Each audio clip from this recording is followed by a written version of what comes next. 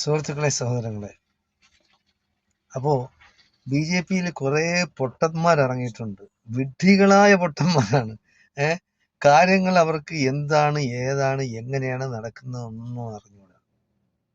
അവര് പറയുന്നത് ഇപ്പോ ഷോൺ ജോർജ്, ആ പൊട്ടൻ പി സി ജോർജിന്റെ മോൻ തന്നെ, ഞാൻ പാലായിൽ ജയിച്ചാൽ അത് മോഡിയുടെ മണ്ഡലമാകും.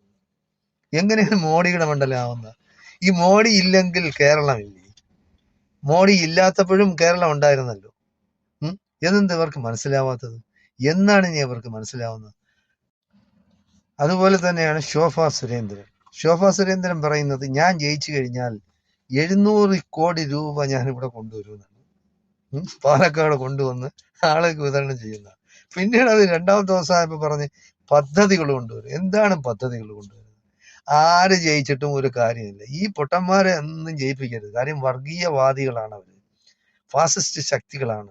കേരളത്തിലെ ജനങ്ങളെ വർഗീയമായി വേർതിരിപ്പിക്കുന്ന, ജാതീയമായി വേർതിരിപ്പിക്കുന്ന, വിദ്വേഷവും വെറുപ്പും പടർത്തുന്ന, ശത്രുത പുലർത്തുന്ന, ജനങ്ങളോട് ശത്രുതയുള്ളവരാണ് അവർ. അപ്പോ ഇവര് സഹനശക്തിയും ഉള്ളവരൊന്നുമല്ല.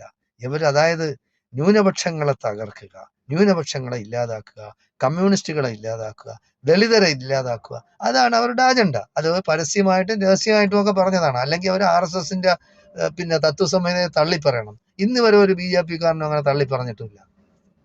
എന്തായാലും ശരി, പിന്നെ നമ്മളെ തിരുവനന്തപുരം കോർപ്പറേഷൻ കിട്ടുന്നതിന് മുമ്പായിട്ട് കുറെ പൊട്ടന്മാർ അവിടെ ഉണ്ടായിരുന്നു. അവർ വിളിച്ചു പറഞ്ഞ എന്താണ്? ഈ തിരുവനന്തപുരം കോർപ്പറേഷൻ ഞങ്ങൾക്ക് കിട്ടിക്കഴിഞ്ഞാൽ 50 ദിവസത്തിനകം നമ്മളിവിടെ എന്തൊക്കെയോ കാട്ടിക്കൂട്ടുമെന്നാണ്. എന്തെങ്കിലും കാട്ടിക്കൂട്ടിയ തിരുവനന്തപുരം കോർപ്പറേഷനിൽ എന്താണ് അവർ നടത്തിയ?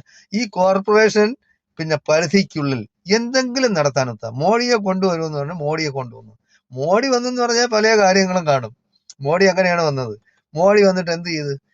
ഞങ്ങളിവിടെ ബ്ലൂ പ്രിന്റ് തയ്യാറാക്കും, ഇതിന്റെ വികസന പ്രവർത്തനങ്ങൾക്ക് ഞങ്ങൾ അങ്ങനെ ചെയ്യും, ഇങ്ങനെ ചെയ്യും എന്നൊക്കെ പറഞ്ഞ് ജനങ്ങളെ തിരുവനന്തപുരം കോർപ്പറേഷൻ പരിധിയിലുള്ളവരെ പറ്റിച്ച് കോർപ്പറേഷൻ കിട്ടി. അത് കിട്ടാൻ കാരണം തന്നെ പിണറായി വിജയനാണ്.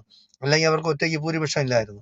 വേണമെങ്കിൽ സ്വതന്ത്രനായ ആ സ്ഥാനാർത്ഥിയെ മേയറാക്കിക്കൊണ്ട് ഇടതുപക്ഷത്തിനും ജനാധിപത്യ മുന്നണിക്കും വേണമെങ്കിൽ പിന്തുണ കൊടുക്കാമായിരുന്നു. പക്ഷേ പിണറായി മോഡിയെ ഭയന്നാണ് അത് ചെയ്യാത്തത്. പാലക്കാടും അങ്ങനെ തന്നെയാണ് സംഭവിച്ചത്. എന്തായാലും ശരി, ഈ BJP എന്ന് പറയുന്നത് വെറുക്കപ്പെട്ട പാർട്ടിയാണ് കേരളത്തിനെ സംബന്ധിച്ചിടത്തോളം. കാരണം കേരളത്തിലുള്ളവർ വിവരമുള്ളവരാണ്, വിദ്യാഭ്യാസമുള്ളവരാണ്, സംസ്കാരമുള്ളവരാണ്. അവർക്കറിയാം എന്താണ് അവർ കാണിച്ചത്. പേ പിടിക്കുക പട്ടികൾക്ക് പിന്നെ വേറെ എന്തെങ്കിലും ഉണ്ടാ? അത് ഇങ്ങനെ കുരച്ച് നടന്ന് ആരെങ്കിലും കടിക്കും.